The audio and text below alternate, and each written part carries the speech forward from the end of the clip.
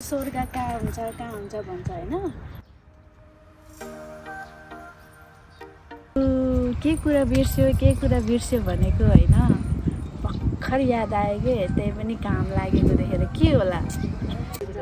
मलाई चाहिँ ठुलै मन पर्छ क्या जे कुरा पनि। सो त्यसैले म चाहिँ सिन लभर। नेपाली दाल भातको पावर 24 आवर, जहाँ गए पनि दाल भात।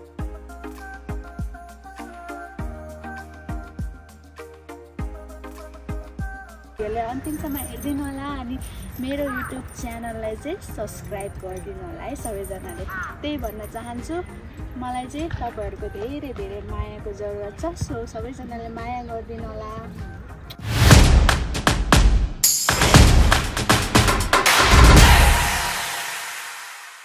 हेलो साथीहरू, वेलकम छ मेरो नयाँ ब्लगमा। म तपाईँहरूको प्यारिस मेरी न्यू डे न्यू ब्लग लिएर आएको छु।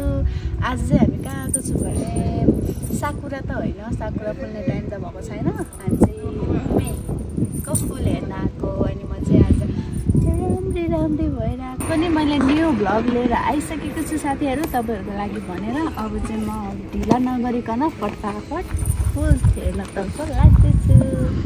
म चाहिँ आज राम्रो भइरहेको छु।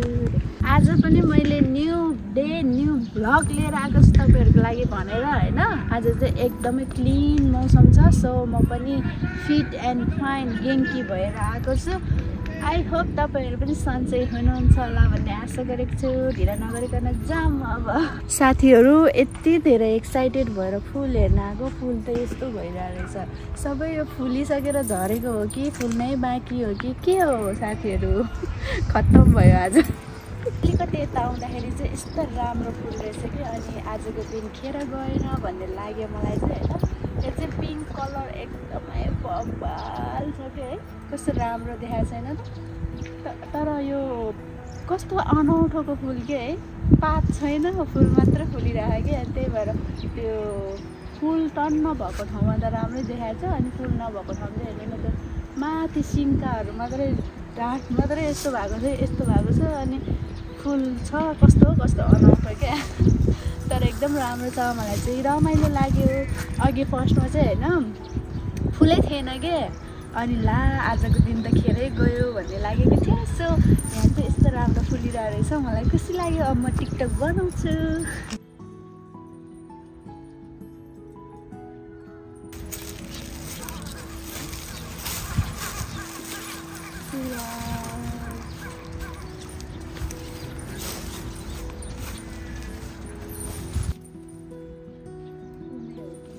तपाईँहरू पनि नागोया वरिपरि हुनुहुन्छ र यस्तै राम्रो फुलमा भिडियो बनाउन चाहनुहुन्छ भने चाहिँ मेरो भ्लग पुरा हेर्नु होला। अनि यो चाहिँ नागोयाको आराकोगावा, यो चाहिँ नागोयाको आराकोगावा पार्क हो। र यहाँ चाहिँ यस्तो दामी छ कि, यो पार्क नै छ कि यो उमेको, साकुरा होइन है, तर यो उमे हो।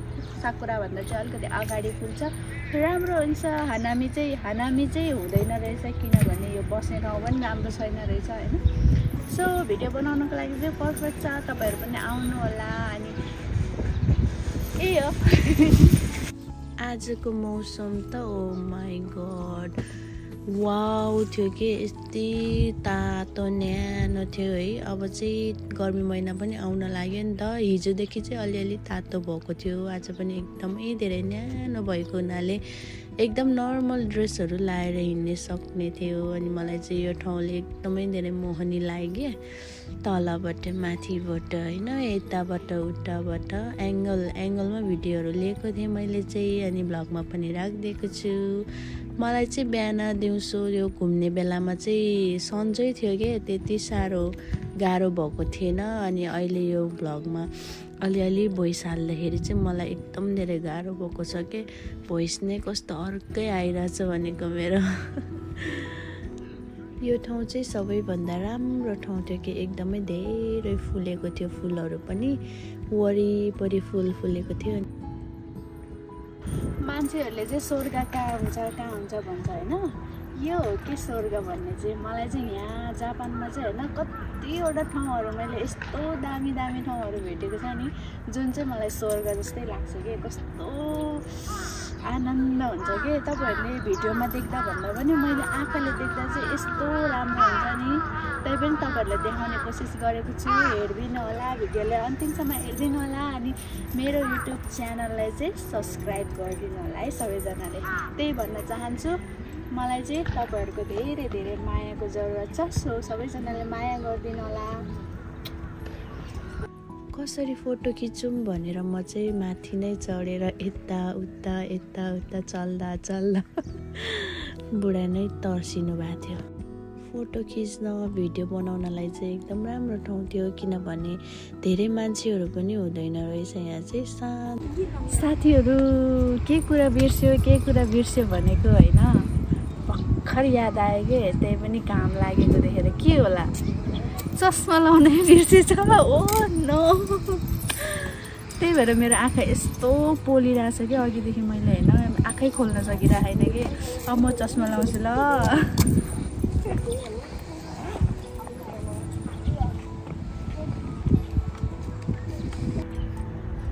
यो चाहिँ मेरो सिनको प्रोडक्ट हो होइन, मेरो ड्रेस पनि सिनकै हो। मलाई चाहिँ सिनको प्रोडक्टहरू एकदम मनपर्छ कि, किनभने सस्तो हुन्छ अनि मलाई पनि फेरि लाउनुपर्छ क्या। एकचोटि युज गरेको लुगामा फेरि लाउन मनै लाग्दैन।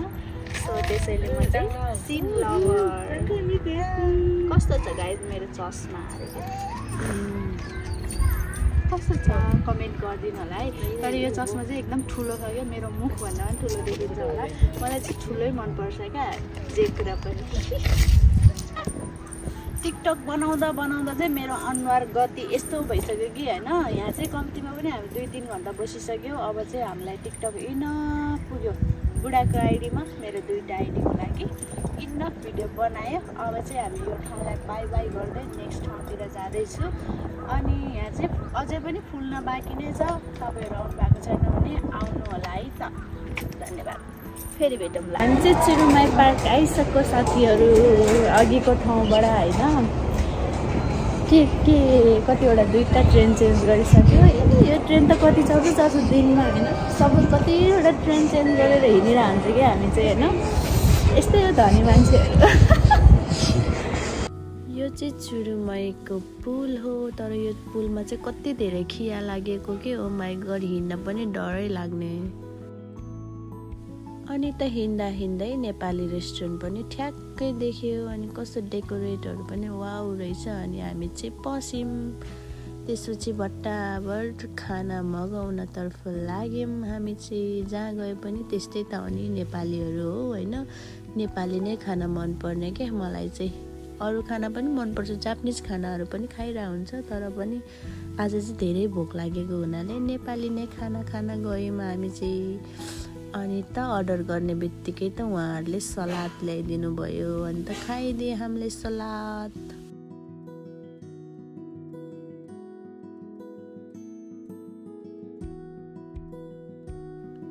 मेरो बुढाको पालो आयो। कस्तो जे कुरा पनि कति मिठो मानेर खानुहुन्छ के उहाँले चाहिँ। अनि म चाहिँ उसले खाएको देखेर कस्तो खाऊ लाग्छ। तर म चाहिँ धेरै खान सक्दिनँ। दाल भातको पावर 24 आवर। हामी चाहिँ आज खाना खाँदैछु बाहिर। हुन त घरमा पनि सधैँ खाना खाइरहेकै हुन्छ, तर पनि आज बाहिर रेस्टुरेन्टको पनि होइन टेस्ट गरी हेरौँ न भनेर चाहिँ मैले चाहिँ खाना नै अर्डर गरेँ। किनकि मलाई धेरै भोक पनि लागिरहेको थियो। यो यति भात चाहिँ मैले एकैचोटि खाइदिउँ जस्तो भइसकेको थियो कि मलाई त्यस्तो भोक लागिरहेको थियो। अनि खाना पनि मिठो नै थियो। हुन त घरको खाना पनि मेरो बाहिरको खानाभन्दा कम चाहिँ हुँदैन। मेरो बुढाले यति टेस्टी खाना बनाउनुहुन्छ नि, ओ माई गड, जादु नै छ के मेरो बुढाको हातमा पनि। त्यही भएर म बेलामा हातमा चुप्प गर्ने गर्छु।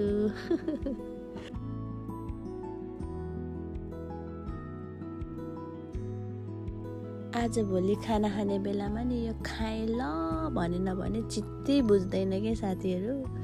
त्यही भएर जतिखेर पनि खाएँ ल भन्दै खाने गर्छु म चाहिँ। म मैले चाहिँ खाना खाने बेलामा नि आफूले खाइसकेपछि जहिले पनि बुढालाई खुवाइदिने बानी छ, यो घरमा होस् या बाहिर होस्। सो आज पनि खुवाइदिएँ मैले, अनि उहाँले पनि टेस्टी रहेछ भन्दै हुनुहुन्थ्यो क्या। अनि त फाइनली बुढाको पनि खाना आइपुग्यो। बुढा चाहिँ नान लभर हो कि, जहाँ गयो पनि नानै खानुहुन्छ। यहाँको नान चाहिँ कस्तो लामो के।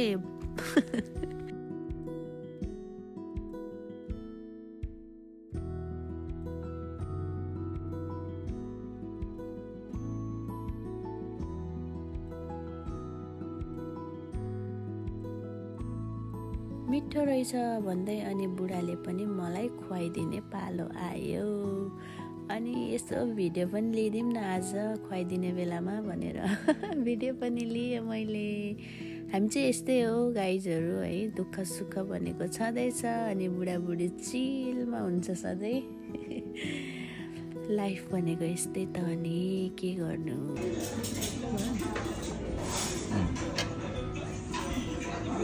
मटन छोइ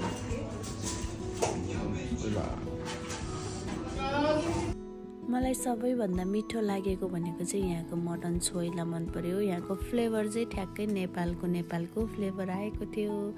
अरू ठाउँमा भन्दा चाहिँ बेस्ट लाग्यो मलाई।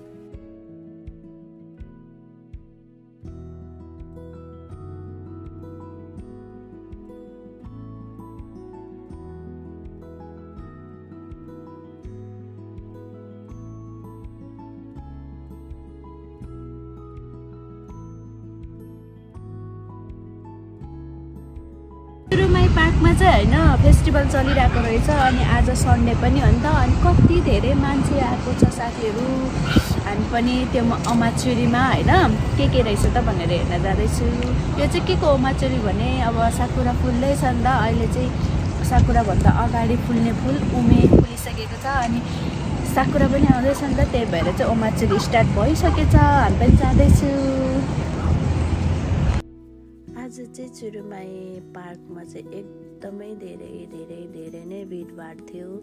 स्टलहरू पनि धेरै राख्नु भएको थियो, अनि जापानिज खानाहरू यति धेरै थियौँ। अनि मान्छेहरू चाहिँ त्यहाँ लिँदै खाँदै घुम्दै।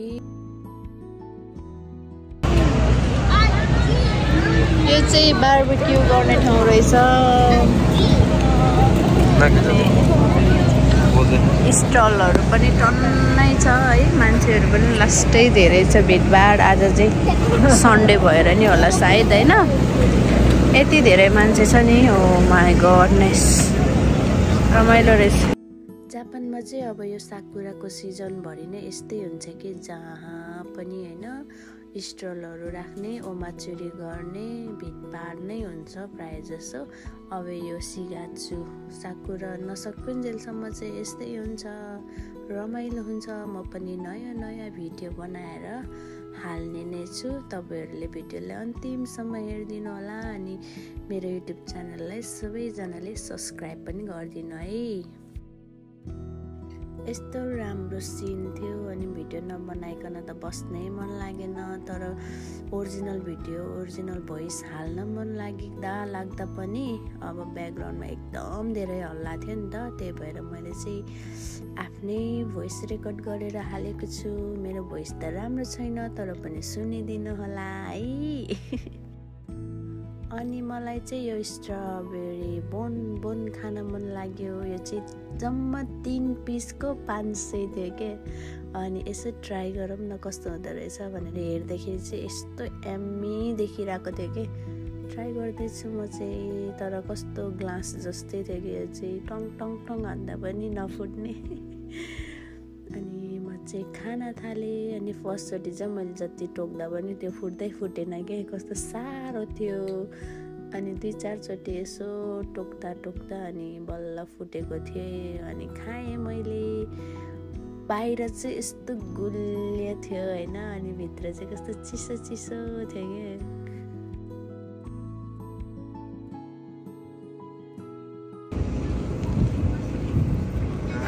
मैले चाहिँ खाइसकेँ। फर्स्टमा चाहिँ मैले टोक्नै सकेको थिएन के, बुढाको पालो कस्तो गुलियो हुँदो रहेछ। कस्तो छ? मिठो छ? हेर्नु न साथीहरू, यस्तो आनन्दको ठाउँहरू छ नि है।